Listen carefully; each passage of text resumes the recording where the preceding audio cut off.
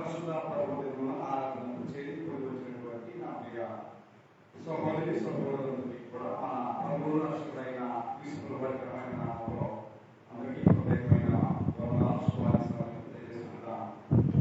ప్రేమ సమయంలో సంఘమైన రాజ్యమైన మనం ఇంతవరకు కూడా దేవుని గ్రంథాన్ని బయటపరచడం కీర్తన ద్వారా ఈ సమయంలో మనందరం కలిసి పరిశుద్ధ గ్రంథం నుండి తలంపులు అనేటువంటి అంశాన్ని మాట్లాడడం ఆలోచన చేయబోతున్నాం. తలంపు అనే మాటకు అర్థం ఏంటి? తలంపు లేదా తలంపులు ఆలోచనలు ఎక్కడ చేస్తారండి? ఎంతో చేస్తారు, మనసుతో చేస్తారు, హృదయంలో చేస్తారు, మనసుతో చేస్తారు, ఏంటంటే ఆలోచనలోనే చేస్తారు. కాబట్టి తలంపులు అనేటువంటివి సహజమైనటువంటివా అంటే సహజమైనవి. అయితే వాస్తవానికి మానవునికి తలంపులు ఉన్నాయి, దేవునికి తలంపులు ఉన్నాయి. దేవునికి మార్గాలు ఉన్నాయి, మనకి మార్గాలు ఉన్నాయి. మనకి ఉద్దేశాలు ఉన్నాయి, దేవునికి ఉద్దేశాలు ఉన్నాయి. అయితే తండ్రి అయినటువంటి దేవుడు మానవుని నిర్మాణం చేసింది దేనికోసం అంటే ఈ లోకంలో జీవించే మానవుల ఉద్దేశాలతో దేవుడిని అనడానికి కాదు, మన తలంపులతోటి దేవుడిని ఎదురేయడానికి కాదు. ఆయన తలంపులతో, ఆయన ఉద్దేశాలతో, ఆయన ఆలోచనలతోటి, ఆయన నిర్ణయాలతో మనం ఏంటంటే ఏకీభవించే వారమై ఉన్నారని తెలుసుకుంటున్నాడు. ఏం చేద్దాం? ఏకీభవించాలి. కానీ ఏకీభవిస్తామా? లేదు. ఎందుకంటే మన తలంపులు, మన ఆలోచనలు, మన ఉద్దేశాలు ఎలా ఉంటాయంటే కొంచెం ఎంతైనా కొంచెం తేడాగా ఉంటాయి, కొంచెం తేడాగా ఉంటున్నది మనం.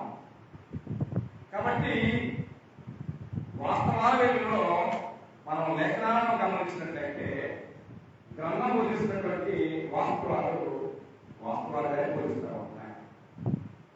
అయితే అతి సృష్టికర్త అయినటువంటి దేవుడు మనల్ని వెలిగినవాడు. మనం కూడా చేయాలా? ఆయన ఎవరు ఎరగాల, ఆయన తలంపులు ఎందుకు ఎరగాల, ఆయన ఉద్దేశాలను ఎరగాలి. అవి మనం చేసే పరిస్థితులు లేవు. కానీ ఒక భక్తుడు మీకు జ్ఞాపకం చేస్తాను. ఆ భక్తుడు మాట్లాడుతున్నాడు, దేవా నీ తలంపులు నాకెంతో ప్రియమైనవి అన్నాడు. ఎవరైనా రాసేను దావీదు అన్నాడు. ఏమన్నాడు? దేవా నీ తలంపులు నాకెంతో ప్రియమైనవి అన్నాడు. ప్రియమైన అర్థమైంది ఇష్టమైనవి అన్నాడు. దేవుని తలంపులు ఏమయ్యాయో, దేవుని ఆలోచనలు ఏమయ్యాయో, దేవుని మార్గాలు ఏమైతే ఉన్నాయో వాటన్నిటినీ అన్వేషించిన అనుసరించినటువంటి ఒక భక్తులుగా మాట్లాడుతూ నీ తలంపులు నాకు బహు ప్రియమైనవిగా ఉన్నాయి అంటున్నాడు. మరి ఇవాళ భూమి మీద దావీదులాగే మనకు కూడా భక్తులమే. కాకపోతే ఆయన శారీరకంగా మన మధ్యలో లేకపోయినా మనం శారీరకంగా ఉన్నాం. ఆయన జీవితంలో ఆయన తెలుసుకున్నటువంటి నగ్న సత్యాన్ని ఇవాళ మన జీవితంలో భక్తులుగా మనం ఎందుకు తెలుసుకోలేక వెనకబడుతున్నామంది ఇవాళ అవకాశం. అవును కదా? ఆయన అంటున్నాడు, దేవా నీ తలంపులు నాకెంతో ప్రియమైనవో అన్నాడు. ఒక్కసారి ఎందుకన్నాడో 139 కీర్తన భాగంలో గ్రంథం ఏది బోధిస్తామో కీర్తన గ్రంథము 139వ కీర్తన 17వ వచన భాగంలో ఆయన మానవ జన్మ విధానాల గురించి సరిపోలుస్తూ మాట్లాడుతున్నాడు. 139వ కీర్తన 17వ వచన భాగంలో ఈ మాట ఈ విధంగా వ్రాయబడింది. దేవా నీ తలంపులు నాకెంత ప్రియమైనవి, వాటి మొత్తం ఎంత గొప్పది, వాటిని లెక్కించడం అనుకుంటున్నా అవి ఇసుక కంటెను లెక్కలు ఎక్కువై ఉన్నవి అన్నాడు. ఏంటి ఉంది సమస్య? ఏంటి ఉంది?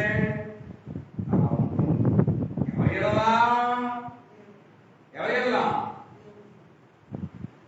ఈ తలంపులు నాకు ఎంతో ప్రియమైనవిగా ఉన్నాయి, వాటి మొత్తం ఎంతో గొప్పదన్నా ఎంత వర్ణింపలేనంత మనిషి ఊహలకు ఆలోచనలకు అందనంత అపరిమితమైనటువంటి తలంపులు ఉన్నాయి. కాబట్టి వాటిని లెక్కించడం అనుకొట్టినా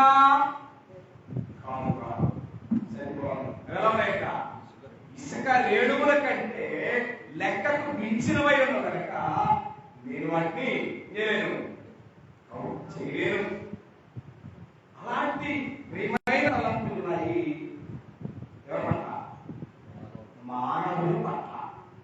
మానవుల పట్ల ఎలాంటి తలంపులు ఉన్నాయో అనే విషయాన్ని ఆయన మాట్లాడుతున్నాడు. 16 నుంచి చూస్తే లేదా 15 నుంచి చూస్తే లేదా 14 నుంచి చూస్తే, నన్ను కలగజేసిన విధమును చూడగా నాకు భయమును ఆశ్చర్యము కలుగుతున్నది.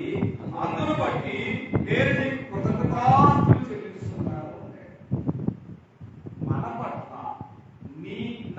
మన పట్ల సజీవులుగా ఉన్న మానవుల పట్ల తలంపనేది లేకపోతే మనమే కాదు. తల్లి గర్భమందు మనను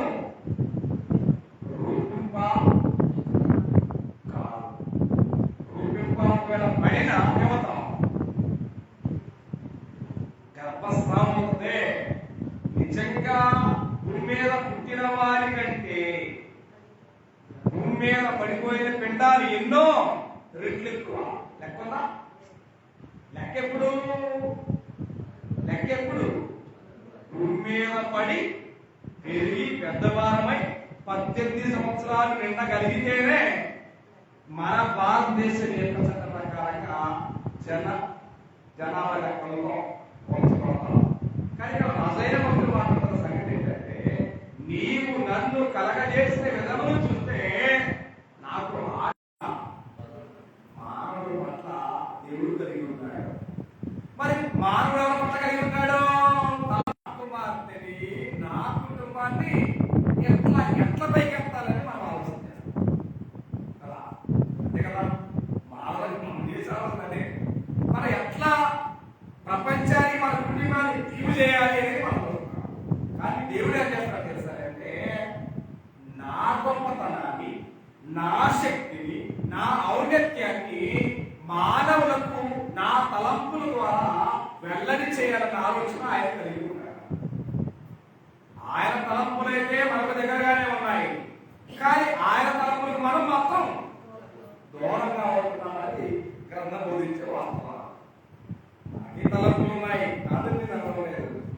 అయితే మన తలంపుల ప్రకారంగా దేవుడు ఏదో చేయాలని నమ్మకం మాత్రం ఇట్స్ నాట్ కరెక్ట్ వే. మన తలంపుల ప్రకారంగా, మన ఉద్దేశాల ప్రకారంగా, మన నిర్ణయాల ప్రకారంగా దేవుడిని మానిటరింగ్ చేయాలని మనకు వచ్చాం. గ్రంథాన్ని ఇచ్చాడు, వాక్యాన్ని ఇచ్చాడు, ఆ వాక్యాన్ని శరీరంగా నడవడానికి చక్కని జీవితాన్ని ఇచ్చాడు. జీవితాన్ని పొందిన మనం, గ్రంథాన్ని పొందిన మనం ఇప్పుడు చేస్తున్నామంటే వాక్యం అనేది అర్థమైంది. ఏమిటి వాక్యం అనేది అర్థమైనా చాలా మందికి అర్థమే. ఎందుకంటే వాళ్ళ యుద్ధాలు ప్రకారంగా జరిగించాలన్నా, జీవించాలన్న వాక్యం అదే. వాక్యం లేకుంటే వాక్యాన్ని ఎత్తేస్తే ఫుల్ ప్రైవసీ అనేటువంటి ఒక ప్రపంచంలో ఉన్నటువంటి ఒక నానుడి. దాని ప్రకారంగానే క్రైస్తవులను చెప్పుకుంటూ దేవుని తలంపులకు, దేవుని ఆలోచనలకు, దేవుని చిత్తానికి సుదూరంగా బ్రతుకుతున్న క్రైస్తవ్యం ప్రపంచంలో. చెప్పుకోవడానికి క్రైస్తవ్యమే, లోకాన్ని చూపించడానికి క్రైస్తవ్యమే, కానీ దేవుని తలంపులకు, దేవుని ఉద్దేశాలకు, దేవుని ఆలోచన మాత్రం దూరంగా బ్రతికితే మన జీవితాలకు కేవలం ప్రయోజనం ఉందా? ఏమి లేదు. ప్రయోజనం ఉందనే భ్రమలో ఉన్నాం కనుక దూరంగా బ్రతుకుతున్నాం. ఆ ఉద్దేశం రాజయ్య దావీదుకి అర్థమైంది.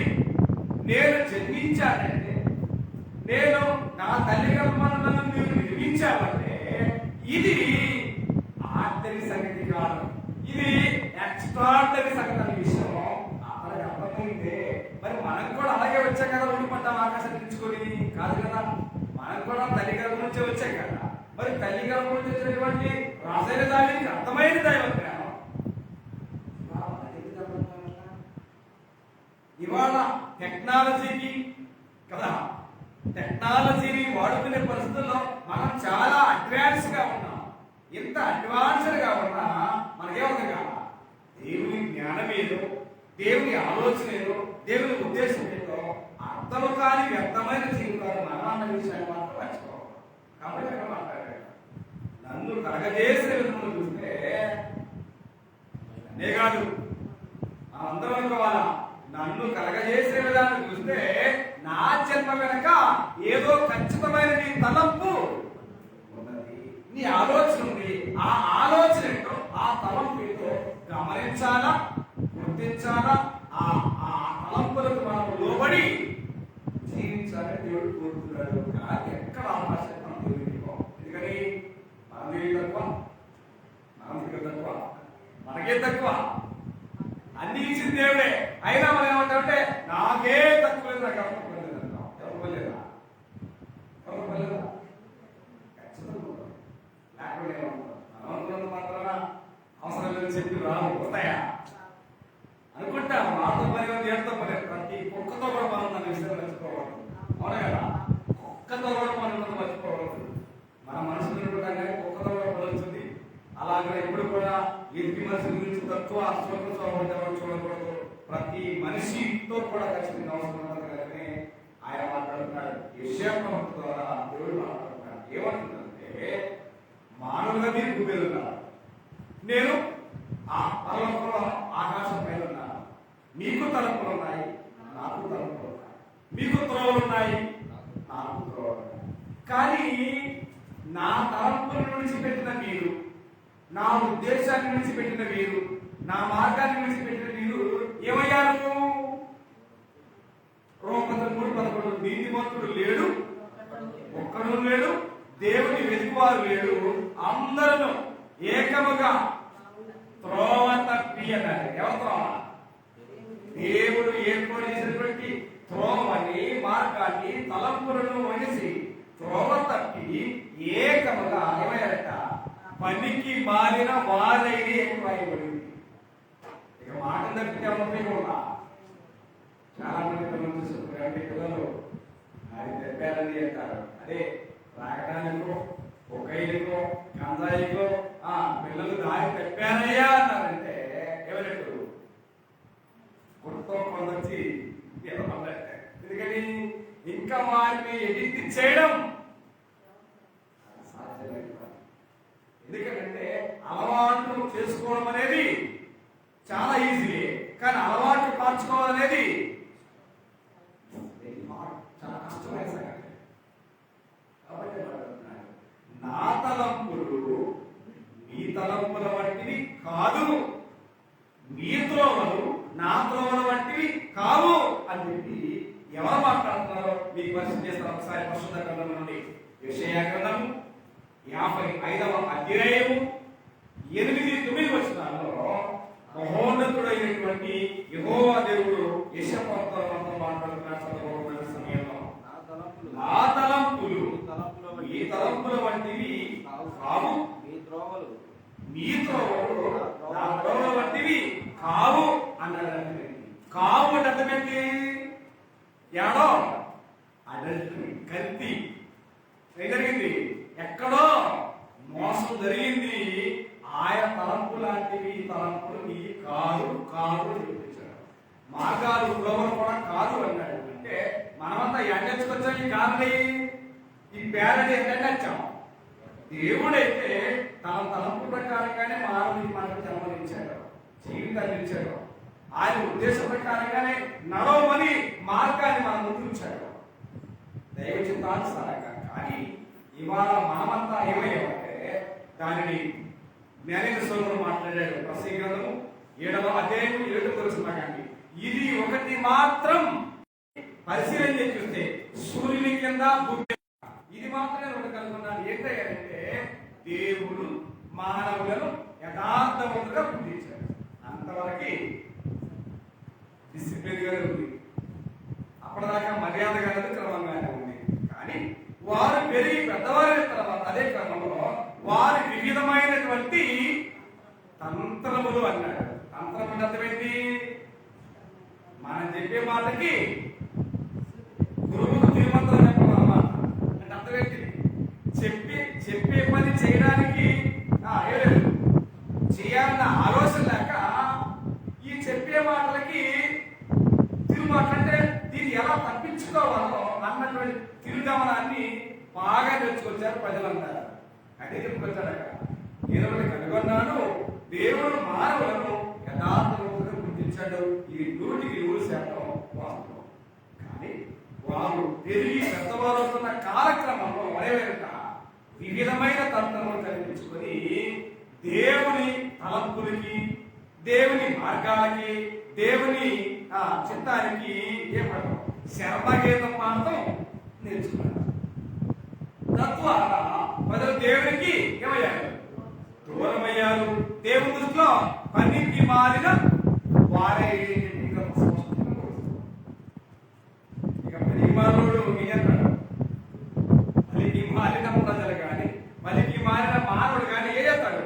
వాడు మాట పనికి మారిందే, వాడు చేసిన పని పనికి మారిందే, వాడు దేనికి పనికిరాడని చెప్పి దేవుడు డిక్లేర్ చేశారు మానవ జీవితం గురించి. కాబట్టి అక్కడ మాట్లాడతాడు, నా తలంపులు ఈ తలంపుల వంటివి కావు అంటే ఏదో మోసం ఉన్నాయి, లాగానే ఉన్నాయి, కానీ ఆ తలంపులో మోసం ఉంది, ఆ తలంపులో ఏదో విషం ఉంది, ఆ తలంపులో తప్పు మార్గం ఏదో ఉండగలిగితే అవి నా తలంపుల వంటివి కాదు.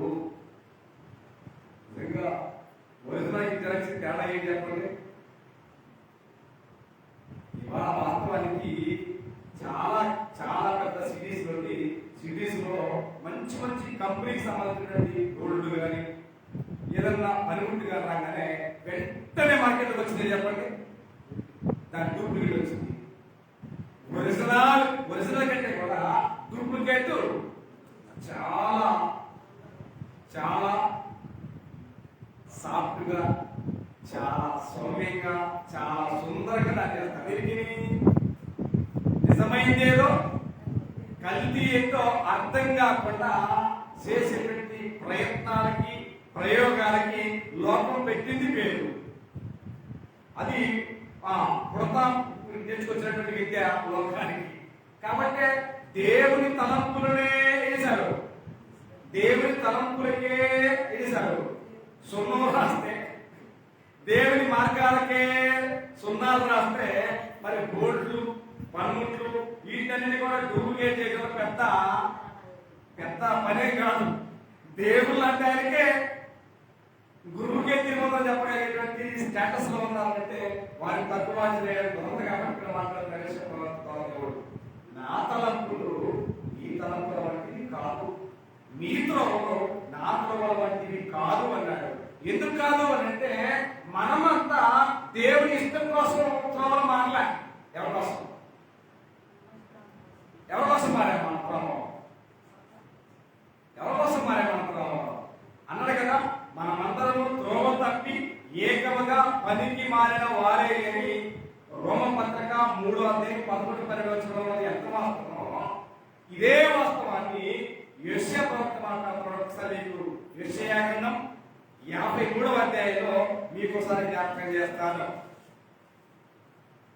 6వ వచనం భాగాన్ని, యెషయా గ్రంథం 53వ అధ్యాయం 6వ వచనం భాగాన్ని, మనం అందరం గొర్రెల వలె త్రోవ తప్పిపోతిమి, మనలో ప్రతివాడు తనకిష్టమైన త్రోవకు ఎవరికి ఇష్టం? మనకిష్టమైంది. మనకిష్టమైన దాంట్లో ఏ లేదు? దేవుడికి ఇష్టమైంది లేదు. దేవుడికి ఇష్టమైనది మన జీవితంలో ఉంటే మన ఇష్టాలు ఇక్కడ, మన ఇష్టాలు ఉన్నాయంటే దేవుడి ఇష్టం లేదు. ఈ భూమి మీద మన ఆలోచనలకు, మన ఆశలకు, మన ఉద్దేశాలకు అనుగుణంగా మన జీవితాన్ని మనము అలవరుచుకుంటున్నాం తప్ప దేవుడు మనకు ఒక జీవితాన్ని ఇచ్చాడు. ఈ జీవితం మరణించినా చనిపోయినా ఎలాగున్నా అది కేవలం దేవుని ఇష్టం కోసమే, దేవుని చిత్తం కోసమే, దేవుని మహిమ కోసమే అని జీవించగలిగిన మానవుడి మీద కనిపించని భయం. అవునా కదా? కనిపించట్లేదు ప్రపంచం. కాబట్టి మాట్లాడుతున్నారు, నా తలంపుల వంటివి కావుగా మీతో నా త్రోవల వంటివి కావుగా వ్యత్యాసం ఏంటో చూడడానికి మాట్లాడుతున్నాడు. భూమి కంటే ఆకాశములు ఎంత ఉన్నతముగా ఉన్నావో మీ మార్గముల కంటే నా మార్గాలు, మీ తలంపుల కంటే నా తలంపులు అంత ఎత్తుగా ఉన్నాయి. దేవుని ఉద్దేశాలు మన ఆలోచన ఏంటి? మన ఆలోచనతో మన ఉద్దేశంతో మనకుంట మనమే తోడుకుంటున్నాం. దేవుని ఉద్దేశాలేమో ఆకాశం కంటే ఎత్తుగా ఉన్నాయి ఆయన. మన ఏంటంటే గుట్టం తీసుకునే పరిస్థితి, ఎవరి గుట్ట వాడే తోడుకుంటారు. అట్లాంటి పరిస్థితుల్లోనే మన తలంపులు మన ఆలోచనలతో నిజంగా 100% ఎవడి గుట్ట వాడు తోడుకుంటాడు. బతికొండగా చనిపోయిన తర్వాత మనకు తెలియకుండానే మనకున్న అజ్ఞానం చేత, మనకున్న అవిశ్వాసం చేత, మనకున్నటువంటి నిర్లక్ష్యం చేత మన గుంట మనమే కోరుకుంటున్నాం అనే విషయాన్ని ఎవరు మర్చిపోవడం దేవుడు పిల్లలా. కాబట్టి ఈ భూమి మీద జీవించే ప్రతి మానవుని పట్ల ఖచ్చితమైనటువంటి దేవుని తలంపులు ఉన్నాయి కనుకనే మనమంతా సజీవులుగా రక్తమాంసంతో భూమి మీద ఉన్నాం. మన జీవితం పట్ల మన పట్ల దేవుడికి తలంపే లేకపోతే మన భూమి మీద ఉందా? నిజంగా అంటే మనం ఈ సమయంలో భూమి మీద ఉన్నామంటే మనం ఏమనుకుంటామంటే దీనికి కారణం మన తల్లిదండ్రులు అనుకుంటాం. అవునా కదా? తల్లిదండ్రులు అనుకుంటాం. తల్లిదండ్రులుగా ఉన్న వారికి ఎమ్మని పిల్లలు లేదు. తల్లిదండ్రులే భార్యాభర్తలే కానీ పిల్లలు చాలా మంది ఉన్నారు. మనకి మనకు తెలుసు. నిజంగా మరి వాళ్ళు కోరుకోవట్లేదంటారా? మాకు పిల్లలు వద్దని వాళ్ళు అనుకుంటారా? పిల్లలు కావాలని కోరుకుంటారా? మరి పిల్లలు పుట్టినోళ్ళు మా వద్దని అనుకుంటారా? నువ్వు వద్దంటే రాగదు, నువ్వు కావాలంటే జరగదు. ఈ భూమి మీద ఏ బిడ్డ భూమి మీద పుట్టాలన్నా దాని వెనక దేవుని ఖచ్చితమైనటువంటి తలంపు ఉన్నదనే విషయాన్ని మనం మర్చిపోవాలి. నిజంగా ఈ తలంపు ఈ విషయాల్లో ఎప్పుడు నాకు అర్థమవుతుందంటే ఈ భూమి మీద మానవుని యొక్క జీవితంలో ఎప్పుడు మనకు అర్థం కాదు. దాని గురించి ఆ ప్రాపర్ పేరెంట్ మనకు అర్థం కాదు. ఎప్పుడు అర్థమైందంటే ఒక గర్భవతిగా ఉన్నటువంటి స్త్రీ ప్రసవించి హాస్పిటల్లో ఏదో ఒక బిడ్డ పుట్టిందనే మాట వింటాం. బిడ్డ పుట్టిందని వినగానే క్లారిఫికేషన్ కావాలా? ఏ బిడ్డ? అమ్మాయి అనుకోండి. కళ్ళ నీళ్లు కళ్ళ కొట్టుకొని బాధ చెప్పలేక అక్కడ వ్యక్తం చేయలేక మొహమాటం కోసం లోపలికి వెళ్ళి అస్విస్తున్నట్టు వచ్చి బయట అస్సలు అగ్రహారం అనుకుడిపోతా ఉంటుంది. అదే మగపిల్లలు అనుకోండి అస్సలు దాని ఆనందానికి అంత ఉన్నటువంటి పరిస్థితి. నిజంగా మనం కోరికే, నిజంగా తల్లిదండ్రులైన వారి కోరిక నిజంగా చెప్తే వాస్తవానికి ఆడపిల్లలంటూ భూమి మీద మనం చూడలేము. అవును కదా?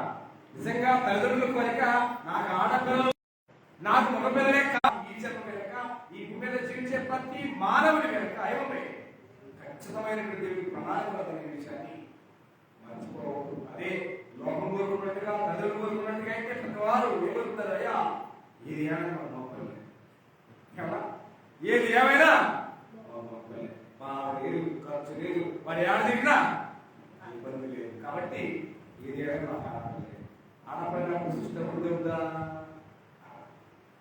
వాళ్ళతో ప్రాముఖ్యమో కాబట్టి కుటుంబంలో ఉంటే ఇద్దరు మొక్కలు లేదా ఉంటే దానికి మాట ప్రవేశిందేవి. వాస్తవానికి లోకంలో మనం అనేకమైనటువంటి తీగ వర్షాలు మనం చూస్తూ ఉంటాం. స్వరతీగ చూడడానికి చాలా చిన్నదిగా ఉంటుంది. కాయ చూస్తేనేమో ఎంత ఉన్నది ఇంత పొడుగుంటుంది, తీగ చూస్తేనేమో చాలా సన్నగా ఉంటుంది. మరి చెట్టుకి కాయ బరువు అవుతుందా? కుటుంబానికి పిల్లలు బరువు అవుతుందా అనమాట. అంటే అర్థం ఏంటంటే దేవుని వాళ్ళు జన్మ వెనక దేవుడు ఉన్నారనే విషయాన్ని వాళ్ళు విస్మరించారు కనుక, వారికి ఆ లక్ష్యం లేదు కనుక వారికి అది బాధగా కనిపిస్తుంది. కానీ నిజమైన దేవుని ఉద్దేశాన్ని పరమార్థానికి జరిగితే సహజంగా అంటాం ఏమంటే నాలుగు పోసాడండి ఏం పోయాడా ఏం పోయాడా చెట్టుకి తీగ బరువుతుంది కాయ చెట్టుకి తీగ కాయ బరువుతుందని సహజంగా శాశ్వతంగా ఈ ఈ ఫిలాసఫీ చెబుతాం. కానీ ఆ ఫిలాసఫీ వచ్చరికి ఎవరో మిస్ అవుతాడు లాజిక్. ఈ భూమి మీద ఏ మానవుడికి ఏ సమయానికి ఎప్పుడు ఎవరికి ఏమి ఇవ్వాలి ఎవరికి దేవుడికి నోడితే మేడగట్టి నోడితే కారుగలం నోడితే పుస్తకాలం దేవుని చిత్తమై ఉంటే దేవుడు ఇవ్వాలనుకుంటే నువ్వు అడగకుండా నీకు గుర్తు అది నీకు అవసరమైతే అది ఆయన తెలుసని నువ్వు కాళ్ళకు అవసరమైన పడినా అది నీకు ఎవరికి ఎప్పుడు ఎలా ఏమి కావాలన్నది నీవు ఈ లోకానికి రాకమునిపే ఆయన నిర్ణయించుకున్నాడు. ఇప్పుడు వాళ్ళని రావడం బయట ప్రతి జన్మ వెనక దేవుని తలంపులు విషయాన్ని మర్చిపోవద్దు. ఆ తలంపుల నుంచి రాజైన దావీదు ఎంత నెక్కచ్చిగా చెప్పొస్తున్నాడో ఒకసారి చదవబోతున్న సమయం కీర్తన 40వ అధ్యాయం 5వ వచనం చదవబోతున్న సమయం కీర్తన గ్రంథము 40వ అధ్యాయము 5వ వచనాన్ని మనం చదవబోతున్న ఈ సమయంలో యెహోవా నా దేవా నీవు మా యెడల జరిగించిన ఆశ్చర్య క్రియలను మా యెడల నీకున్న తలంపులు ఏమన్నాడు యెహోవా నా దేవా నీవు మా యెడల జరిగించిన ఆశ్చర్య క్రియలను మా యెడల నీకున్న తలంపులను బహు విస్తారము అన్నాడు. విస్తారం అంటే విశాలం అంటే దానికి ఖచ్చితమైనటువంటి సరిహద్దులు చెప్పలేని విశాలం అన్నాడు. ఎంతమంది అంటాడు అంత విశాలమైనటువంటి పాత్రలో కూడా వాడాడు పదాన్ని. మళ్ళీ ఈ వందల ఇస్రాయేలు దశభాగాలు చెప్పిన సందర్భాల నుంచి మాట్లాడుతూ మీరు దేవునికి అలాగే ఇవ్వగలిగితే దేవుడు ఆకాశం వాకిళ్ళు విప్పి పట్టజాలంతా విస్తారమైన దీవెలు మీకు ఇస్తానని చెప్పాడు. విస్తారమైన అర్థమేంటి? విలువ ఎంతని ఎస్టిమేషన్ చెప్పలేనంత విస్తారమైనటువంటి విషయాన్ని పాత నిబంధనలో వాడారు. ఇక్కడ మనం దావీదు మాటలు వింటాం. యేసు ప్రభు వారు కూడా యేసు ప్రభు అపోస్తులు ఎక్కువ చేసిన సమయంలో కూడా నేను చెప్పినటువంటి చోట మీరు వదలవేయండి అన్నాడు పేతురుతో. యేసు ప్రభు మాట్లాడినటువంటి అపోస్తులు పేతురులు వదలవేశారు. ఏమైంది? విస్తారమైన శాపం అంటే విస్తారమైన మాటలో ఏమంటే అన్లిమిటెడ్ అన్నమాట. మనం చెప్పుకునేది లిమిటెడ్, కానీ దేవుని ఉద్దేశంలో ఉన్నటువంటిది అన్లిమిటెడ్ అన్నమాట. దానికి విలువ ఎంత అని ఎవరు కూడా ఎక్స్పెక్ట్ చేయనంత విలువైనటువంటి విషయాన్ని లేఖలు మాట్లాడుతున్నారు. మాయల నీకున్న తలంపులు బహు విస్తారము. అలాంటి విస్తారమైన తలంపులతో దేవుడు మనం దూరంగా చేసుకుంటే ఇరుకైన మార్గాన్ని నాశనమైన మార్గాన్ని మన కొండల మనం తీసుకునే పనులే మనం చేసుకుంటాం తప్ప దేవుని తలంపులకు అవకాశాన్ని ఇవ్వలేని దేవుని తలంపులో నమ్మలేని లోబడలేనటువంటి దయనీయమైన స్థితిలో మానవులు దేవుని తలంపు ఎలా ఉందో మన తలంపులు ఎలా ఉందో మనకు అర్థమవుతుంది. మన తలంపులు ఎలా ఉంటాయి? ఎంతసేపటికి కళ్ళ ముందే కదా చూసేవి. కానీ దేవుని తలంపులు అనేటువంటివి బ్రైట్ ఫ్యూచర్ కూడా జ్ఞాపకం చేస్తున్నాయి. భూత భవిష్యత్తు వర్తమానాల కాలంలో మానవుడు ఎలా ఉంటాడో ఎలా ఉండాలో అన్న విషయాన్ని 3 కాలాలలో కూడా సంయోజకంగా నిర్వహించబడేది దేవుని తలంపు. ఆ తలంపు మన దగ్గర కనీసం విలువ ఆలోచన ఉందా? గౌరవిస్తున్నామా? ఎక్కడికి వెళ్ళినా అదే దాకా, ఇది నా ఆలోచనే దాకా, నా ఉద్దేశమే, నాదే అనేది ఒక ఒక నియంత్రణతో పరిపాలన మానవుడు ఎవరికి వాళ్ళే నియంత్రణ లాగుంటే మరి దేవుడు ఎందుకు? నిజం కదా, ఎవరికి వాళ్ళుగా నియంత్రణగా నాదే అనుకుంటే మరి దేవుడు ఎందుకు? ఇక్కడ నాదే నాదే అన్నావంటే నాదే నాదే మాట్లాడికి ఎవరున్నారు? ఆయన కూర్చుంటే నాదే నాదే మరుగుతావా? చాలా మంది పిల్లలు తల్లిదండ్రులు విసిగించే సమయంలో వాళ్ళు ఏమంటారు తెలుసంటే, ఇవాళ నువ్వు ఇలాగ మాట్లాడుతున్నావంటే ఆ రోజే మేము నీ గుర్తులో వంటిస్ చేస్తే అంటున్నారు. ఇప్పుడు కూడా అంటే ఇవాళ నువ్వు పెరిగి పెద్దవాడమేమో అని చెప్పి మా మీద ఏదో చేయాలనుకుంటున్నావు. ఆ రోజునే మేము పుట్టగానే ఒక్క వంటితో గొంతులు చేస్తే నీ శాపం క్లోజ్ అవ్వాలి. కానీ దేవుడు అలా అనుకుంటే ఇవాళ నాది అని ఒక నియంత్రణగా నేను మాట్లాడగలనా? నాది అని నేను మాట్లాడగలనా? నాది నేను మాట్లాడగలనా? కనీసమైనటువంటి జ్ఞానం కూడా లేనటువంటి ధైర్యం పరిస్థితి వాళ్ళ మానవులు భూమి మీద కొనసాగుతున్న పరిస్థితి దేవుడికి కాబట్టి గ్రంథాన్ని మనం గమనించినట్లయితే యెహోవా నా దేవా నా యెడల జరిగించిన ఆశ్చర్య క్రియలను మా యెడల నీకున్న తలంపులు ఒక విస్తారం పొందాడు. ఆశ్చర్యమని మనం చదివే ఒకసారి ఎక్కడ చదివాము? నా తల్లి గర్భమందు నన్ను నిర్మించిన వాడు నీవే, నన్ను కలగజేసిన విధంలో చూస్తే ఒకటి భయము సాయంత్రం వేళ పిలిచి ఆకాశం చూపించి అవకాశం ఇదిగో నీ సంతానం లెక్క పెట్టిపోయావు కదా, నీవు లెక్క పెట్టలేకపోయావు కాబట్టి లెక్కలేనంత విస్తారమైన సంతానాన్ని ఆకాశ నక్షత్రాల కంటే కూడా గొప్పగా నీకు సంతానం ఇస్తారు. ఇదిగో లెక్కడవా అదే అన్నాడు, లెక్కించదని అనుకుంటున్నా అవి లెక్కకు మించినవి అన్నాడు. అవి ఆకాశ నక్షత్రాల కంటే కూడా లెక్కకు మించినవి, ఇస్రాయేలు కంటే మించినవి. ఏంటయ్యారంటే మన ఎలా ఆయనకున్నా ఇక్కడ మన ఆలోచన ఏంటి? నాదే, నా ఉద్దేశమే, నా తలంపే, నాదే నాదే తలబుద్ధి. మనం ఒకటో రెండు చేస్తాం, కానీ ఆయన మనసు వినలేక విస్తారమైన తలంపులు మన పట్ల కలిగినాడు. ఏది గొప్పది? మనలో మనం తగ్గించుకొని ఆయన తలంపులకు అవకాశం ఇద్దామా? మనం హెచ్చించుకొని ఆయన తలంపులు తొక్కేద్దామా? ఏం చేస్తే బాగుంటుంది? మనలో మనం తగ్గించుకొని ఆయన తలంపులకు అవకాశం ఇస్తే ఆయన ఆనందించే దేవుడు, ఆయన సంతోషపడే దేవుడు. ఆయన ఆనందించాడంటే, ఆయన సంతోషించాడంటే నీ జీవితానికి ఇంకా ఊహించలేనంత, వర్ణింపలేనంత దీవిగా. కానీ ఆయనకి వ్యతిరేకంగా నువ్వు కానీ నేను కానీ ప్రపంచం మరి ఎవరికైనా అంతేగలరా? ఎవరు అసలు ఆ వద్దెలదు. నీకు విరోధంగా చేయగలిగిన ఏ పనిముట్టు వద్దెల్లదు అన్నాడు. పనిముట్టు ఏడుంటుంది? పనిముట్టు ఏడుంటుంది? ఏ పనిముట్టైనా వాడాలంటే కావాలా? చెప్పండి. ఏ పనిముట్టైనా వాడాలంటే ఏం కావాలి? ఏం కావాలండి? చేతుల కదా కావాలి కదా. అది కత్తైనా కట్నమైనా రివాల్వర్ మిషన్గానైనా బొంబాయిలో ఏదైనా చేతులు కట్టేసేది. ఏమన్నా ఏమన్నాడు? నీకు వ్యతిరేకంగా చేయగల పెట్టిన ఏ పనిముట్టు ఆ పనిముట్టు ఏముండాలా?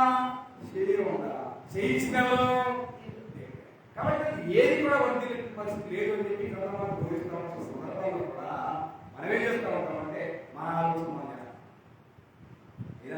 పాత నిబంధనలో ఇశ్రాయేలు కానీ కొత్త నిబంధనలో మనం కానీ అసలు ఆయన తలపులు తెలుసుకునే పనులు చేయలేదంట. ఇప్పుడు మనం తెలుసుకున్నాం అనుకోండి, ఇది కష్టమైనది, ఇది మనం చేయలేము, ఇది సులువేనండి, ఇది చేయొచ్చు అనేటువంటి ఒక ఆలోచన రావచ్చు. కానీ పాత నిబంధనల ప్రజలు కానీ కొత్త నిబంధనల క్రైస్తులు కానీ ఆ తలంపులు కూడా కనీసం ఈ సమంత అవకాశం కూడా ఇవ్వలేదు. ఒకసారి జ్ఞాపకం చేస్తున్నాను. మీకే గ్రంథము 4వ అధ్యాయం 12వ వచ్చిన భాగాన్ని ఈ గ్రంథం వచ్చి చూడగలిగితే, మీకా గ్రంథము 4వ అధ్యాయం 12వ వచ్చిన భాగంలో ఈ మాట ఇది రాయబడింది. మీకా గ్రంథము 4వ అధ్యాయం 12వ వచ్చిన భాగాన్ని చదవబోతున్న సమయంలో, కళ్ళెములో ఒకడు తనను కూర్చున్నట్టు యెహోవా వారిని సమకూర్చు, అయితే వారు ఆయన తలంపులు తెలుసు కొనున్నారు అన్నాడు. ఏం చెప్తారంట? తెలుసుకున్నారనే తెలుసుకోలేదనా? అర్థం ఏంటి? తెలుసుకొనుకున్నారు. తెలిసినా కూడా తెలుసుకోవాలన్న ఆలోచన వారు చేయలేదు. తలంపుల్లో ఏముంది, ఉద్దేశంలో ఏముంది, అది ఎవరి కోసం, ఎందుకోసం, ఎలా, వాటి వల్ల ఉపయోగపడేటువంటి ఆలోచన కూడా వారు చేయలేదు. తెలుసుకునే ఆలోచన కూడా వారు చేయలేనటువంటి వాళ్ళని గ్రంథం మనం కోరుతున్నాం. నిజంగా మనం అంటే ఎవరైనా చాలా మంది మనకు వేసినప్పుడు వాళ్ళ మాటంతా మనకు చెప్తా ఉంటారు. బాధంతా చెప్తా ఉంటారు. బాధంతా చెప్పేటప్పుడు మనం శ్రద్ధగా పెట్టితేనేమో చెప్తారు. మనం ఆ వాళ్ళు చెప్తా ఉంటే మనం దిక్కు చూసామనుకోండి ఎవరికి చెప్పండి ఇదే శ్రద్ధలు లేదని చెప్పి సైడ్ అవుతాం కదా. అదే వింటా ఉంటే శ్రద్ధగా చెప్తాం. కానీ నిజంగా దేవుని తలంపుల గురించి వారు తెలుసుకునే ఆలోచన కానీ, లేదా గ్రహించే ఆలోచన కానీ, లేదా గమనించే ఆలోచన కానీ, లేదా పరిశీలించే ఆలోచన కానీ వారు చేయలేదు. కారణం ఏంటంటే వారికి దేవుని తలంపు పట్ల సరి అయినటువంటి ఆలోచన కానీ, అవగాహన కానీ, దేవుని భయం కానీ వారికి ఏం తెలుసుకోకుండా ఏం చెప్తారా, అంటారా, మనం పడతాం కదా. ఎవరైనా పని చెప్పకపోతే, పని చెప్పినప్పుడు చేయకపోతే ఏం చెప్పినా సెలవేస్తావా, ఉరికేస్తావా అని మనం ఎలాగైతే అంటున్నామో పాత్ర జీవించిన ఇశ్రాయేలు కూడా అంత రెక్లెస్ బ్రతికారు. వేసుకుపడ్డారు. కాబట్టి పాత నిబంధనలో ఇశ్రాయేలు కానీ, కొత్త నిబంధనలో ఉన్న మనం కానీ దేవుని మాట ప్రకారంగా, దేవుని చిత్త ప్రకారంగా జీవించలేని ఏ కుటుంబం సృష్టి ప్రారంభం నుంచి ఇప్పటిదాకా ఏ కుటుంబానికి సుఖం కానీ, సౌఖ్యం కానీ, శాంతి కానీ, సమాధానం కానీ ఉండవు. అవి కొనుకొచ్చుకునేవి కాదుగా, అవునే కదా. కొనుకొచ్చుకునేవి కాదు, అవేయాల్సినవి అవి దేవుడు దయచేయాల్సినటువంటివి. దేవుడు దయచేయాల్సినటువంటివి. దేవుడు దయచేయాలంటే నీవు ఆయన తలంపులకు రావడం తెలుసుకొని గుర్తిరిగి గమనించి గ్రహించి ఆ తలంపులకు లోబడి బ్రతకగలిగితే ఆయన ఆనందిస్తాడు. ఆయన ఆనందిస్తే నీ పంట పడింది. ఇక్కడ నువ్వు ఆయన చిత్తానికి దూరంగా ఉండి నువ్వు ఎంతున్నా నీ జీవితానికి ఏం లేదు. ఎంతున్నా మనిషి మొత్తం కాలిపోయి ఈజీగా కాలిపోయి ఎలా ఉంటుంది, ఇల్లంతా సేఫ్ కదా. కాబట్టి మన మొక్కల్లో ఆర్థికంగా ఎన్నో డబ్బులున్నా, ఉద్యోగాలున్నా, ఉండేటటువంటి సంపద సౌఖ్యాలున్నా మన జీవితాలు ఏముండదు. ఏ కుటుంబం కూడా సుఖ సంతోషాలకు దూరంగా ఉంటుంది. ఎందుకంటే దేవుణ్ణి బాధ పెట్టి మనసుకు పడలేదు ఎప్పుడు కూడా, అవునే కదా. దేవుణ్ణి బాధ పెట్టి, దేవుని తొక్క పెట్టి మన ఏ కుటుంబాల మీద సుఖంగా ఉండలేదు. మన జీవితం పట్ల, మన కుటుంబాల పట్ల దేవునికి సంతోషం మిగల్చగలిగితేనే మన జీవితానికి ఏమొచ్చింది, దేవుడు వచ్చింది. మీరు నా వైపు తిరగాలన్నారు, మీరు నా వైపు తిరిగితే నేను నీ వైపు తిరుగుతాను. నేను ఇటు తిరిగితే మీరు తిరిగారనుకోండి ఉపయోగం ఉందా? కాబట్టి పాత నిబంధనలు చదివే మాట మాట్లాడారు. నీ దేవుడిని ఇవ్వమాట శ్రద్ధగా విని ఆయన ఆజ్ఞాపంగా నడుస్తున్నట్లయితే ఆయన నీ వైపు తిరిగి నిన్ను బహుగా ఆశిస్తానన్నాడు. నువ్వు ఆయన వైపు తిరగకపోతే నీ తలం ప్లేస్ ఎటో తిరిగితే ఆయన తరపు నీకు వ్యతిరేకమేగా. కాబట్టి అలాంటి పరిస్థితుల్లో ఏ కుటుంబం కూడా సుఖ సౌఖ్యాలు నిలయంగా ఉండే ఛాన్సే లేదు. ఎందుకంటే ఆయన చేతులనే ఉన్నాయి నిత్య సుఖాలు ఉన్నాయి, అవును కదా. ఆయన కుడి చేతిలో నిత్య సుఖాలు ఉన్నాయి అన్నారు. ఆయన కుడి చేతికి అగనెస్ట్ గా నువ్వు ఏం చేసి సంపాదించావు. నీకు డబ్బులు ఉండొచ్చు, నీకు మనలు ఉండొచ్చు, నీకు మాణిక్యాలు ఉండొచ్చు, నీకు మేడలు ఉండొచ్చు, నిధులు ఉండొచ్చు, కీర్తులు కరగాలు ఎన్నో ఉండొచ్చు. కానీ అవి ఎన్నున్నా నీ కుటుంబానికి సమాధానం లేకపోతే, శాంతి లేకపోతే, నెమ్మది లేకపోతే, బాధ మిగిలితే ఇంకేం చెప్పుకునేది ఉందా? ఎవరికైనా చెప్పుకోవడానికి కూడా అవకాశం లేదు. పట్టేసుకునే కదా ఎవరు తప్ప చేయగలిగింది ఏమి. అలాంటి ధైర్యమైన స్థితి ఎందుకు వచ్చింది? మనకున్న అహంకారం ఉంది, మనకున్న గర్వం ఉంది, మనకున్న దేవుడు తలపు నిర్లక్ష్యం ఉంది. దానిని బట్టి మాత్రమే అలాంటి దుస్థితి మన జీవితంలో వచ్చింది తప్ప అది దేవుడి ఇచ్చేది కాదు. అది మనగా పనికొచ్చుకునేటువంటి, అది మన బలహీనత, అది మన భక్తిహీనత, అది మన అహంకారాలకే కారణం. ఎందుకంటే గర్వానికి నాశనానికి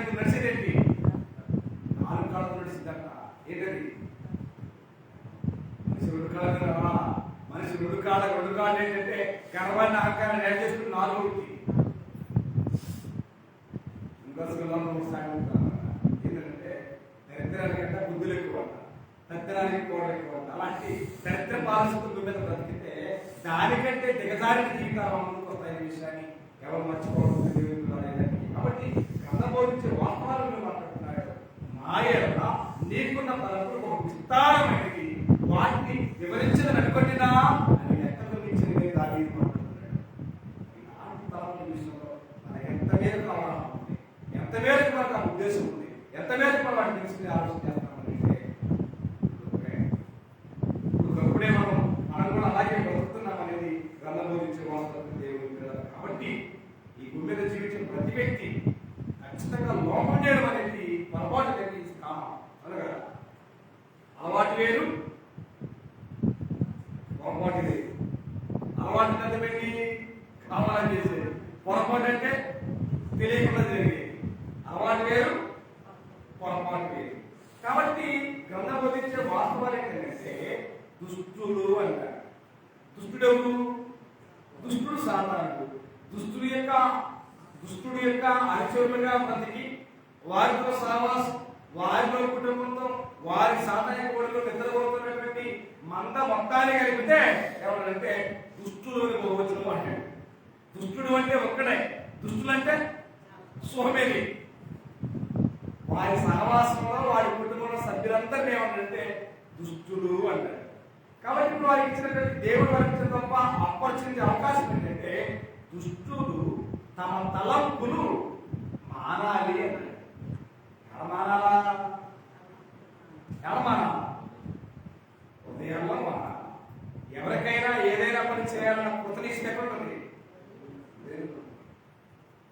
మీరు అక్కడికి వెళ్ళాలి నేను ఆ పని చేయాలి ఏమంటది ఆ మొదలేడంది ఒకసారి యెషయా గ్రంథం 55వ అధ్యాయం 7వ వచనం యెషయా గ్రంథం 55వ అధ్యాయం 7వ వచనం భక్తిహీనులు తమ మార్గమును విడవలేదు దుష్టులు తమ తలంపులు మానవలను వారు యెహోవా వైపు తిరిగి ఆయన వారి యందు జాలిపడును వారు మన దేవుని తిరిగి ఆయన బహుగా వారిని క్షమించును అన్నాడు. ఇప్పుడు మన ముందున్నటువంటి టాస్క్ ఏంటి? మన ముందు ఒకే టాస్క్, దేవుని ముందున్న రెండు టాస్క్. ఇక్కడ మాట్లాడుతున్నారు చూడండి 7వ వచనం దుష్టులు తమ తలంపులు మానవలని అన్నాడు. నిజంగా దుష్టులు తమ తలంపులు మానగలిగితే, అలాంటి పొరపాటుని సరిచేసుకోగలిగితే, సమర్థించుకోవడం గురించి నేను మాట్లాడడం లేదు. సమర్థించుకోవడం అన్నప్పుడు ఏంటంటే నేను చేసేది తప్పు కాదు, నేను చేసేది రైట్ అనేది సమర్థించుకోవడం.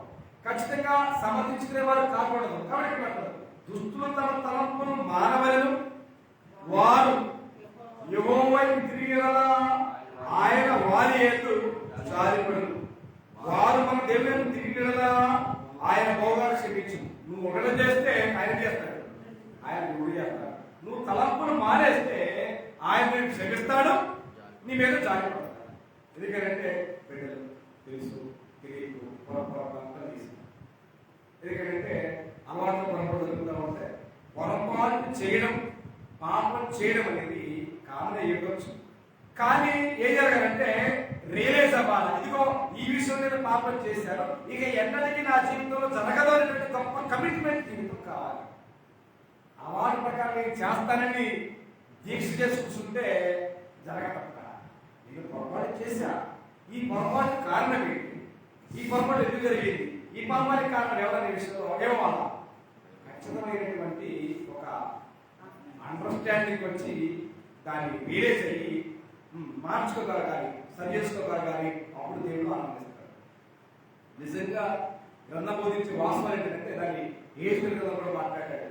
దుష్టుడు లేదా దుష్టులు మరణము నందుల చేత నాకేమాత్రమైన సంతోషం కలుగునా అనుకుంటున్నా. నిజంగా దేవుడు భూమి మీద ప్రతి వారికి జీవితం ఇచ్చాడు కదా, ప్రతి వారి జీవితం వెనక దేవుడు తలంపుందని చెప్పాడు కదా. ఆ తలంపు, ఆ భారం, ఆ వేదన దేవుడికి ఉంది. కాబట్టి దుష్టుడైన వారు, దుర్మార్గులైన వారు, విషయాలైన వారు, దొంగలైన వారు, దోషులైన వారు ఎవరైనా సరే వారు ఆ స్థితిలోనే మరణించిన దేవునికి ఇష్టం కాదు. ఎందుకని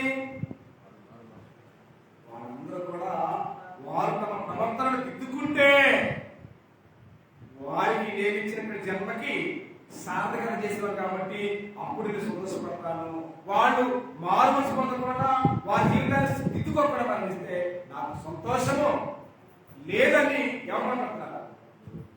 ఒక్కసారి యేసుకేలు గ్రంథము 18వ అధ్యాయం, యేసుకేలు గ్రంథము 18వ అధ్యాయం 23వ వచనాలు మాట్లాడతాడు.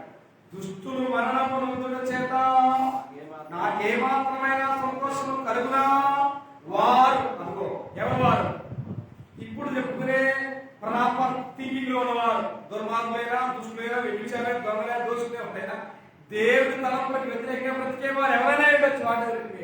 వారు అన్నాడు బహువచనం. వారు ఎలాంటి వారైనా ఇదేట వారు తమ ప్రవర్తనను దిద్దుకొని బ్రతికే నాకు సంతోషం.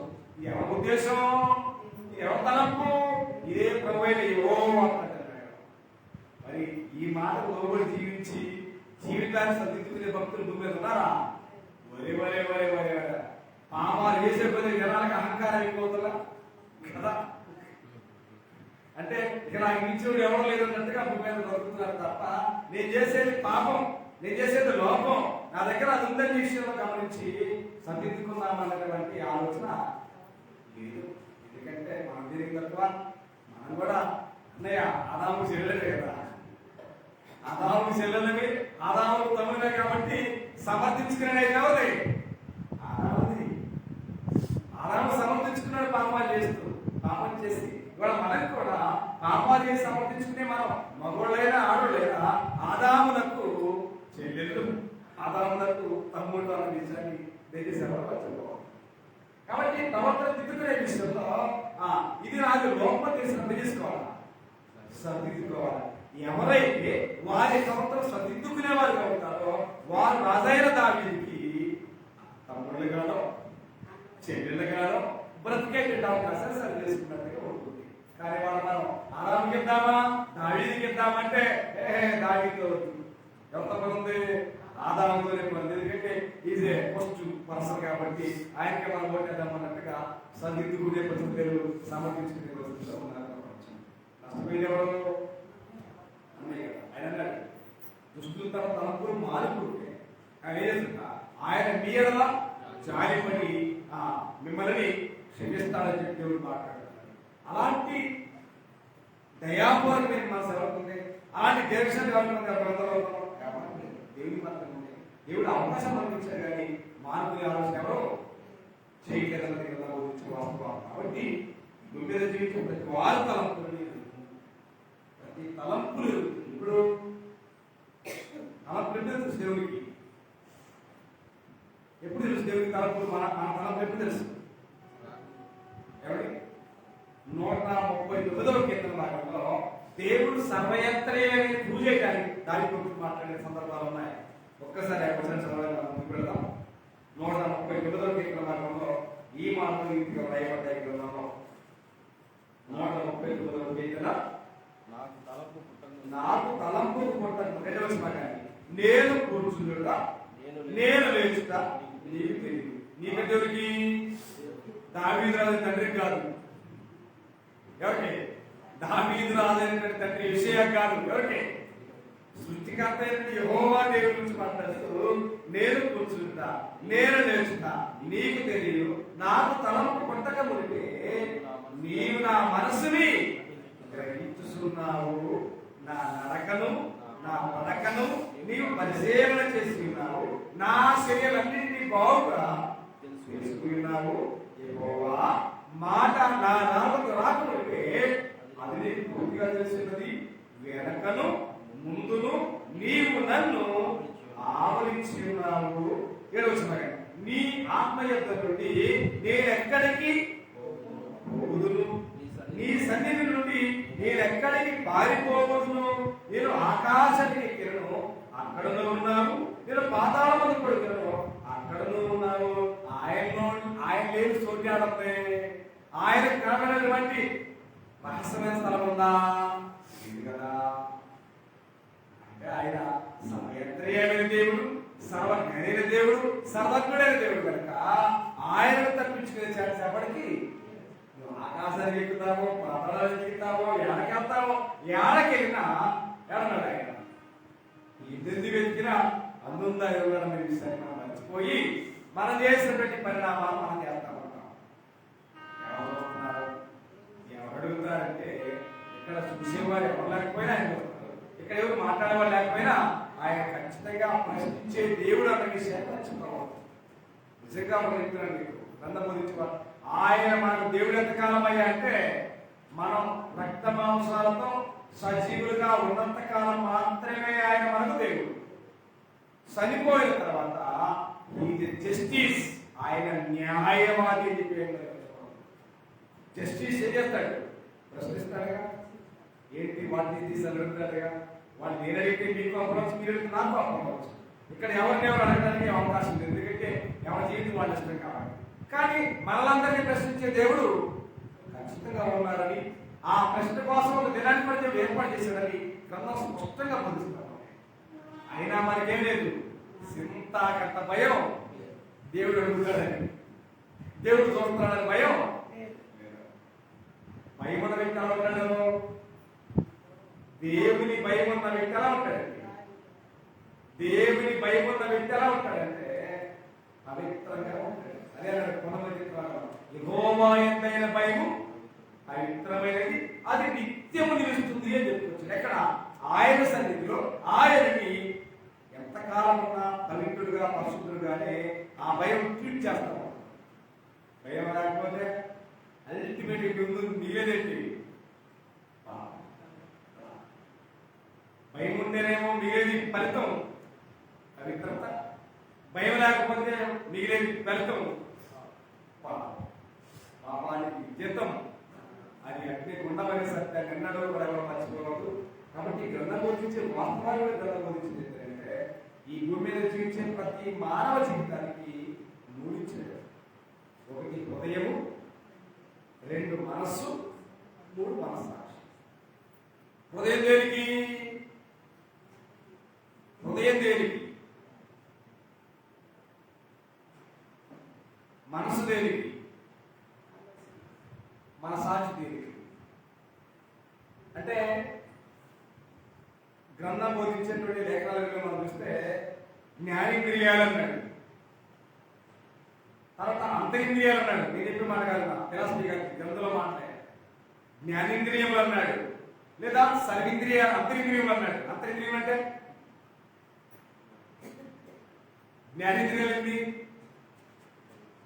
5: చెవి, ముక్కు, నోరు, కనపడేది జ్ఞానేంద్రియాలు. అంతరింద్రియాలు అన్నాడు, కనపడది ఏంటి? అంతరింద్రియం అన్నాడు. నా అంతరింద్రియములను అని అన్నాడు. అది దానికి మాట్లాడాడు 29 భాగంలోనే. అంతరింద్రియములు అన్నాడు. ఏంటండి అంతరింద్రియమైనటువంటి వాటిలో ప్రాముఖ్యమైన మూడు: ఒకటి హృదయము, రెండు మనస్సు, మూడు మనస్సాక్షి. ఎవరు చేస్తారు? మనకి సర్వేంద్రియ జ్ఞానేంద్రియాలు అయ్యేస్తున్నా. కన్ను ఏదైనా వాసన చూసిందా? చూడదుగా. ముక్కు ఎవరైనా మాట్లాడిందా? మాట్లాడాలంటే నోరునే ఉపయోగించాలి. వాసన చూడాలంటే ముక్కును ఉపయోగించాలి. ఏదైనా చూడాలంటే కన్నునే ఉపయోగించాలి. దేని కోసం దేవుడికి ఇచ్చడం అది అదే పని చేసింది తప్ప ఈ పూట నేను కన్ను చూడలేదు, ముక్కు కుదురుతా ఎవరు వాళ్ళే చేయాల. హృదయం యొక్క పని ఏంటి? హృదయం భావోద్రేకాలను కలియమన్నాడు. దేనికి? ఉద్రేకాలు వస్తాయి. ఎక్కడి నుంచి? అవి ఎక్కడ స్టార్ట్ అవుతాయి? భావోద్రేకాలు హృదయంలో స్టార్ట్ అవుతాయి. రెండు మనస్సు దేనికి నిలయము? కోరికలకి, తలంపులకి, నిర్ణయాలకి నిలయం. అది మనస్సు. మూడవది మనస్సాక్షి. ఇది పోలీస్ డిపార్ట్మెంట్ లాంటి కొట్టుకుని తప్పు కరెక్ట్ అని చెప్పి ప్రతి మనిషిని ఇది గైడ్ చేసేది, మోటివేట్ చేసేది. కానీ ఎవరి జీవితంలో మనస్సాక్షి పనిచేస్తా ఉంటుందో వారు దేవుని చిత్తానికి దగ్గరగా బతకగలరు. దేవుని చిత్తానికి వ్యతిరేక ఏమి కెనాట్ థింక్ ఎనీథింగ్ చేయలేరు. అదే మనస్సాక్షి లేనివాడు ఏదైనా చేస్తాడు. వాడిని ప్రశ్నించడానికి అక్కడ ఎవరు డిపార్ట్మెంట్ లేదు. డిపార్ట్మెంట్ డై చనిపోయింది కాబట్టి ఇక ఇది తప్పు ఇది కరెక్ట్ అని అక్కడ గైడ్ చేసే వ్యక్తి లేరు కనుక బ్రహ్మస్పష్టంగా గమనిస్తారు. ఎవరు చెప్పారు దాన్ని? ఊరికి వచ్చాడు. కొందరు వాటవేయబడిన మనస్సాక్షి గలవారై వివాహమును నిషేధించు అన్నాడు. వాటవేయబడితే ఇక మనస్సాక్షి పనిచేయదు. ఇక కోరికలు గుర్రాలు ఉంటాయి. హృదయం అస్సలు అంటిపెట్టమాట. దాని అహంకారానికి అదిరిపాటు అంతా ఇంత కాదు. మన సాక్షి పని చేస్తే మనస్సు స్టేబుల్గా ఉంటుంది, హృదయం కూడా స్టేబుల్గా ఉంటుంది. హృదయాన్ని మనసుని దంచగలిగేది ఏంటయ్యా అంటే మనస్సాక్షి. ఈ మూడింటిని దంచగలిగేది ఏంటి చెప్పండి? ఈ మూడింటిని దంచగలిగేది ఏంటంటే వాక్యం. చంద్రబాబు ఏబిల్ 4:12 చూడండి. ఏబిల్ రాసిన పత్రిక 4:12 ఎందుకనగా దేవుని వాక్యము సజీవమై బలము గలదై రెండంచులుగా ఖడ్గము కంటే వాడి అయి ఉండి ప్రాణాత్మను కీళ్లను విభజించినంత మటుకు తూర్చు హృదయం యొక్క తలంపులను ఆలోచనలను శోధించుతున్నది అంటే. ఇక్కడ చిన్న ప్రశ్న, శోధనకి పరిశోధనకి తేడా ఏంటి చెప్పండి? శోధనకి పరిశోధనకి ఉన్నటువంటి డిఫరెన్స్ వ్యత్యాసం చెప్పండి. శోధించడం అర్థం ఏంటి? శోధించడం అంటే అర్థం ఏంటి? పరిశోధించడం అర్థం ఏంటి? పరిశోధించడం అంటే అర్థం ఏంటి? పరీక్షించడం, పరిశీలించడం, గమనించడం, గ్రహించడం. అదే శోధించడం అంటే శోధించడం అంటే అర్థం ఏంటి?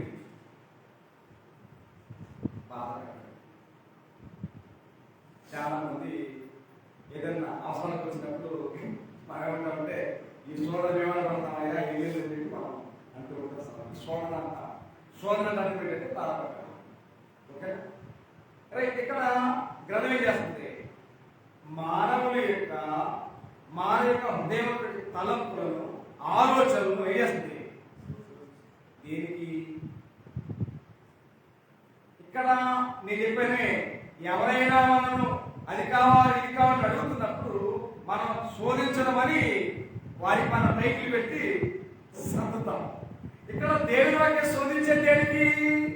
దేవుని వాక్యం బాధ పెట్టే దేనికంటే నీ జీవితాన్ని సత్యములోనికి, నీ జీవితాన్ని న్యాయములోనికి, నీ జీవితాన్ని ఎక్కడికి సర్వసత్యములోనికి నడిపించడానికి దేవుని వాక్యం అయ్యేస్తుంది, శోధిస్తుంది. అంటే నిజంగా ఇక్కడ ఈ బాధ నుంచి ఇక్కడ వాక్యం చెప్పేటువంటి బాధను ఏదైతే భరించగలిగితే శాశ్వత కాలం విముక్తి పొందే అవకాశం ఉంటుంది. చాలా మందికి సీజనల్ గా ఫీవర్స్ వస్తారు. ఫీవర్స్ వచ్చినప్పుడు అది టాబ్లెట్స్ కి సరిపోకపోతే ఖచ్చితంగా అది వదిలేసరికి నేర్చి వచ్చింది. మనము ఆ ట్రీట్మెంట్ ఇది శోధన ఇది బాధ అనుకుంటే మనలో ఉన్నటువంటి ఏమంటుంది బలహీనత రోగం పోతా, ఆ రోగం ఆ బలహీనత పోవాలంటే చేయాల ఈ బాధ భరించాల్సిందే, రాజీ లేదు అన్నది మర్చిపోదు. మన జీవితం శాశ్వత కాలం దేవుడితో ఉండడానికి, దేవుడి తలంపులతో మమేకం కావడానికి దేవుడి వాక్యం మనం ఎక్కడ చేస్తుందంటే శోధిస్తాం. ఈ శోధన మనకు బాగా అర్థమైంది. ఎందుకంటే మన మానవం కాబట్టి మన మూలం కాబట్టి మనం మాట్లాడతాం. అదే మనకు అవసరమై బంగారాన్ని లేదా వెండినో దేనిలో ఒక దాన్ని బంగారం షాప్ పడుతూ బ్యాంకు తీసుకెళ్తే వాడు బంగారాన్ని శోధిస్తారు. ఏం చేసి గీట్రా చేసి గీస్తారు. మనకు నోరుంది కాబట్టి నన్ను శోధిస్తున్నాం, బయటికి వెళ్ళి అంటాం. ఇక్కడ బంగారం శోధిస్తున్నాడు, అది మాట్లాడగలమా? మాట్లాడలేదు. అంటే మనకు దేవుడు అన్ని హంగులు ఇచ్చాడు కాబట్టి మన భావాలు మన బాధలు మనకు అర్థమవుతాయి. మరి మాట్లాడినటువంటి దేవుని బాధలు ఎవరుంటారు? ఎవరు వస్తారు? గమనిస్తామా? గమనించు. మనం పడేదే బాధ అనుకుంటాం, మన బాధే బాధ, మన ఏడుపే ఏడుపు, మన కన్నీరే మనం మన గురించి మనం వెనకేసుకుంటాం. కానీ దేవుడు మన జీవితాన్ని మనకిచ్చి మన జీవితాల పట్ల ఎన్నో తలపడి ఆయన పడే బాధ ఏంటో, ఆయన పడుతున్న వ్యాధులు ఏంటో ఎంతమందికి మనకు అర్థమవుతుంది? అర్థమవుతుందా? ఎడబోయేదాకా వాళ్ళకి వెళ్ళేదాకా ఎవరికి అర్థం కాదు. ఇన్ని తలంపొందినటువంటి తండ్రిని నేను వేధించాను, బాధించాను, కళ్ళమ్మడి రక్తం కాలేదాకా నేను నా జీవితాన్ని తరిగించానని అంచుకు వెళ్ళిన దాకా అర్థం కాదు. ఆడ వెళ్ళిన తర్వాత ఏం చేసినా ఉపయోగం లేదు.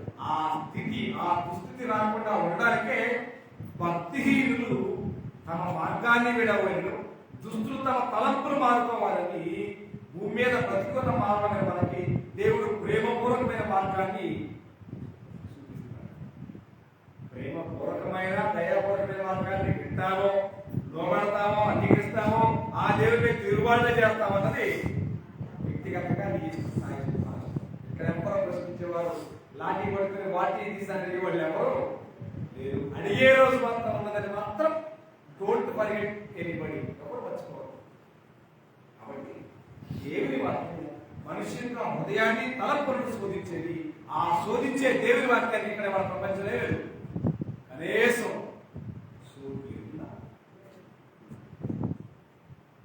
దేవుని వాక్యము మానవ జీవితంలో బాగు చేసేది, దాన్ని ఎక్కడా చూడలేదు.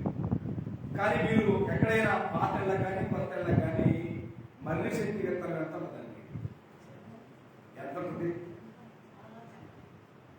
ఆవగింజ అనుకుందామా, కళ్ళకి ఇంకా గసగసాలకి ఎంత ఉంటుందో అంత ఉంటుంది మర్రి చెట్టు.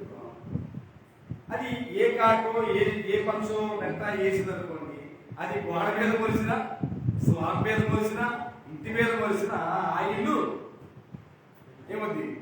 నాశనమే. రెండు మొక్కలు వేసేసింది. ఎందుకని? చిన్నదే, కానీ అది పెరుగుతున్న కొలది నష్టం ఎక్కువ. కాబట్టి మన జీవితాల్లో కూడా అవిధేయత, భక్తిహీనత, దేవుని చిత్తానికి లోబడకపోవడం, దేవుని తరపున గౌరవించుకోవడం అనేది ఇప్పుడు చిన్నమే, కానీ అవి రాను కోరుకోను విశాలమైన మార్గాన్ని మనం తీసుకెళ్తారు. విశాలమైన మార్గం ఎక్కడ ఉంటుంది? ఎక్కడ విశాలమైన మార్గం అంటే ఇది హెల్ నరకం. చిన్నయే కదండి, ఎవరు మన చిన్నదే, రేపు రానైంది రెండాకులే ఉంటాయి మనిషిని కులిసినప్పుడు. కానీ ఇది పెద్దదైతే ఇల్లు బ్రతకదే, నేల బ్రతకదే, ఏ బ్రతకదు కదా. కాబట్టి మన జీవితంలో పాము అనేది కూడా కనపడినట్టుగా ఉంటుంది, కానీ దాని విశాలమైన నాశనం ఎంతదంటే ఇదేనా. కాబట్టి మన తలంపులు మారుతుంది దేవుని చిత్తానికి, దేవుని చిత్తానికి ఇదే మరి భూమి మీద బ్రతకగలిగితే కాగా సదాకాలం మన ప్రభుత్వం కూడా అక్కడ ఏమి లేదు, వేదన లేదు, బాధ లేదు, ఏడుపు లేదు, ఆహారం లేదు, కరెంటు లేదు, ఏ అవసరం లేదు. అలాంటి అద్భుతమైన దేశాన్ని, అద్భుతమైన గృహాన్ని దేవుడు మన కొరకు ఆయన చేతులతో పెట్టాడు. మనం కట్టుకున్న గృహాలు మనకు శాశ్వతం కాదు. మనందరి జీవితాలు సుఖంగా ఉండడం కోసం ఆయన ఒక శ్రేష్టమైన దేశాన్ని కట్టాడు, ఆయన చేతులతో కట్టాడు. ఆ చేతులతో కట్టబడిన దేశాన్ని చూడాలన్న ఆలోచన కదా. కొత్త ఇల్లు కంటే ఎప్పుడు వెళ్ళాలో తాపత్రయం ఉరుగుతుంది. అలాగే క్రైస్తవులైన మనకు దేవుడు ఒక శ్రేష్టమైన దేశాన్ని తన చేతులతో కట్టాడు. అది చేరాలంటే ఇక్కడ ఏమన్నా మన తలంపులు మానాలా, మన పుస్తకాన్ని మానాలా, మన దుర్మార్గాన్ని మానాలా, సమస్తాన్ని మరి ఏమనాలా? చివరికి చదవస్తుంది 1:20. అందుచేత సమస్తమైన కల్మషం ఏంటది? సమస్తమైన కల్మషమును విర్రవీగుతున్న దుష్టత్వేళ ఇన్ అవర్ హార్ట్ కనిపించదు కొద్దిగే, కానీ మర్రి చెట్టు గాలి కంటే కూడా విశాలమైంది, బలమైంది. అట్టి దుష్ట లక్షణాలు. అందుచేత సమస్తమైన కల్మషమును విర్రవీగుతున్న దుష్టత్వమును మాని లోపల నాటబడి, ఏం నాటబడేది?